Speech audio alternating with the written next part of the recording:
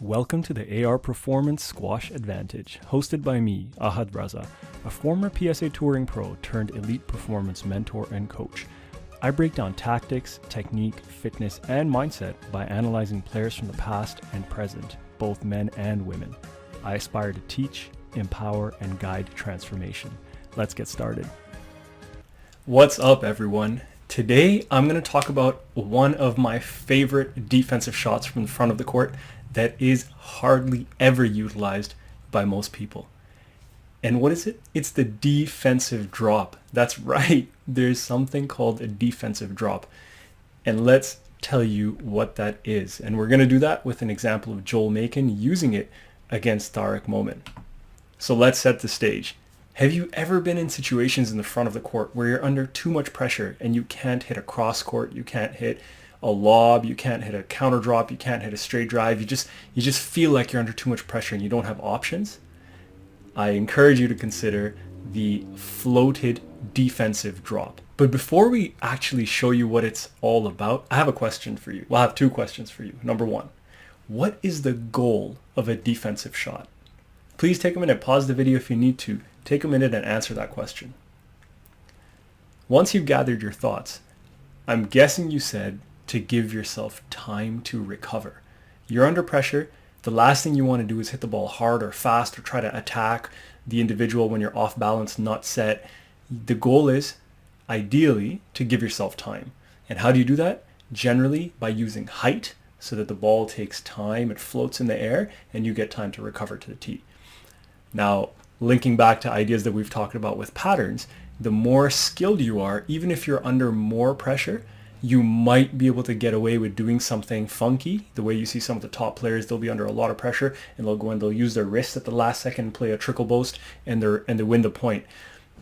For most people, that's not the best option because we don't have the skills, the strength, the stability to actually execute that effectively. So I encourage you to think about using a defensive shot to buy yourself time. Now, what's the cherry on top? What's the icing on the cake when you play a defensive shot? Pause the video if you need to. Take a moment to reflect on that.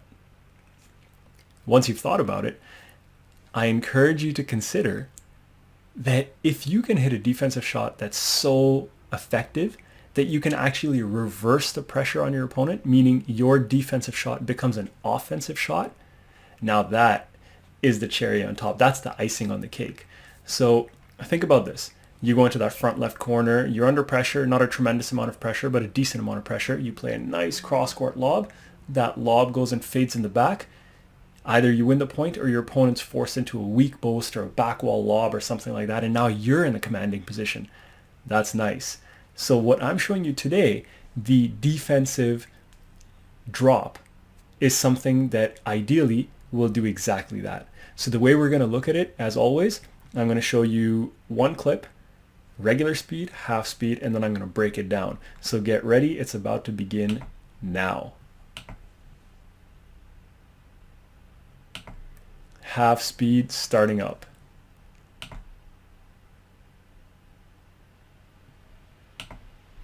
I'm going to play that again for you one more time. So keep watching Joel Makin.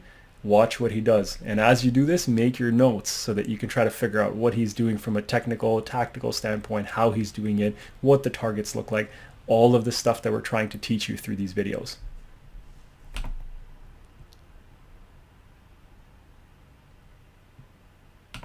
Okay, let's do it in slow-mo now. Let's break it down for you. You see Momin hits a nice hold cross flick. Makin is under a lot of pressure. You see him scrambling. And here he goes on the scramble. Momin executes the shot. Makin sees it, but that's a nice shot by Momin. Makin has to accelerate. He's going fast. Here are a few things. What's his racket path like? Number one, he's not setting up high. He's under pressure. A lot of people make the mistake that, hey, I got to set up with the proper backswing every time I hit the ball. If you're under pressure, don't start off with a backswing up here because the amount of time it takes you to get down means you're probably going to miss-hit the ball. So you got to start low when you know you're only going to be playing a defensive shot. He takes a massive lunge. He's barely getting the racket under the ball. He's probably unable to hit too many other options. And again, the goal of a defensive shot is to buy yourself time and then ideally reverse the pressure onto your opponent. So you want to be able to buy yourself time with a margin for error. So you don't want it to be, you don't want to counter drop and attack that when you're under that much pressure, because chances are you're going to mishit that. So let's see what Makin does. Racket stays nice and low. He's in that huge lunge. He barely gets under that ball. He pops it up, and look where his back foot is coming.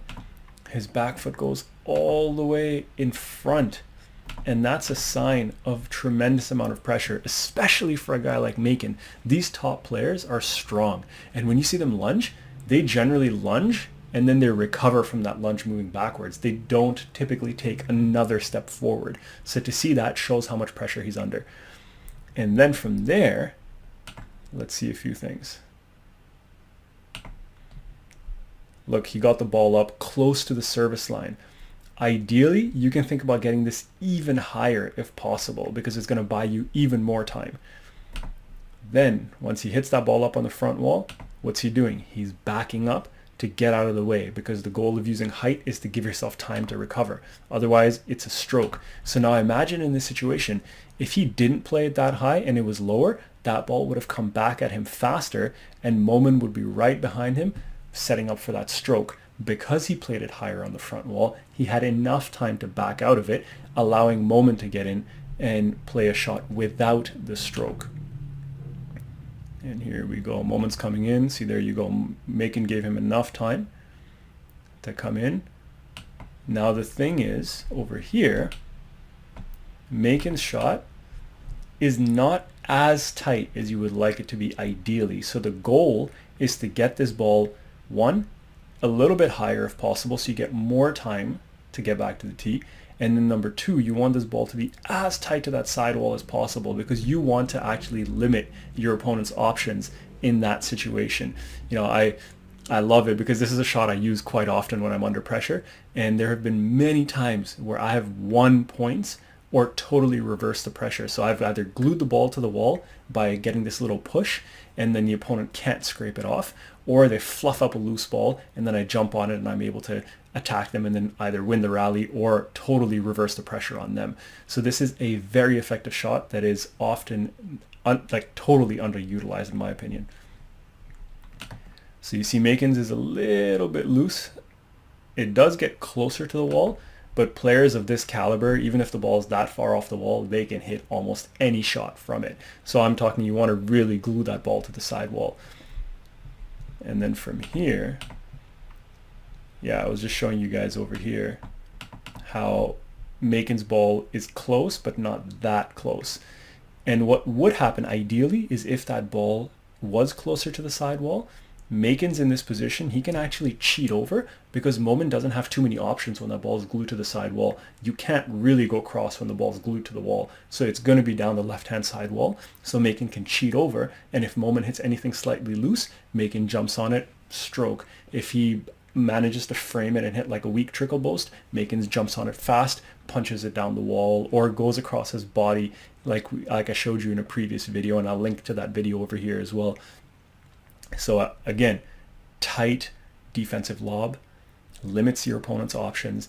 You can cheat over on the tee because they can't really go cross very effectively. You can push up on the tee so you can cut their angles, and then you can reverse the pressure on them. That's the ideal scenario. Now in this case, his ball wasn't super tight, so Makin looks for the cross, Makin shapes for the cross, and then he hits the ball straight down the wall. So Makin's actually under a lot of pressure. But if he used that ball a bit more effectively by getting it a little bit tighter, the situation would be totally reversed. So I wanted to share that with you as an option for a defensive drop that you may or may not have ever considered. Most people have never considered it. Let's summarize what we just talked about. The defensive drop. It serves all of the purposes of a defensive shot. It gives you time to recover to the tee. It's something your opponent may not be used to. And if you can stick it to that side wall, well, that's the icing on the cake, because now you can reverse the pressure on your opponent. You can push up on the tee. You can cheat over a little bit depending on which side you've hit on, because your opponent is not going to be able to go across when the ball is glued to the side wall. you're probably going to force a stroke or some kind of weak shot from them and then attack them from there. So in my opinion, it's a very underutilized shot.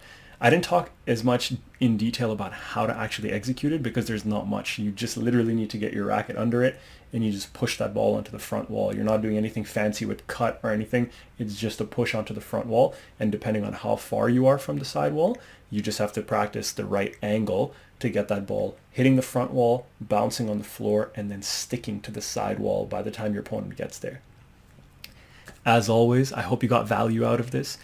If you did, please give it a thumbs up, like the video, comment. I'd love to engage in discussion with you.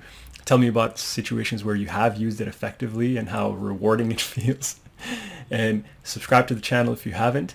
Stay tuned for more videos and have a wonderful day.